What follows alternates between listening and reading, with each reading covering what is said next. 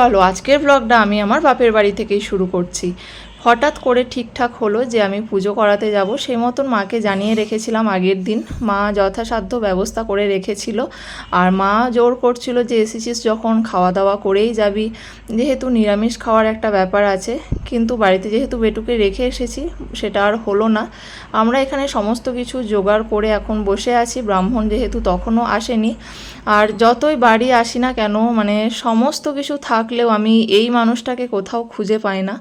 এই যে আমার বাবা, যার জন্য আমার পুরো পৃথিবী এখনও অন্ধকার, আমার জীবনটাই পুরো আলাদা হয়ে গেছে শুধুমাত্র এই মানুষটার না থাকার কারণে। চারিদিকে সমস্ত কিছু থাকলেও এই মানুষটা থাকে না বলে আমার কিছুই ভালো লাগে না।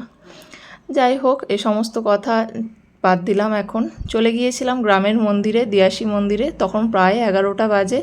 মন্দিরে গিয়ে দেখি আরও অনেক দূর দূরান্ত থেকে মানুষেরা এসেছে পুজো দিতে। তো আমিও সেই মতন পুজোর থালাটা একটু ওখানে রেখে বাইরে একটু বসেছিলাম, মানে নিত্য সেবা যেটা হওয়ার ছিল সেটা তখন হচ্ছিল। তো চলো এরপর আমিও পুজো করিয়ে নিই।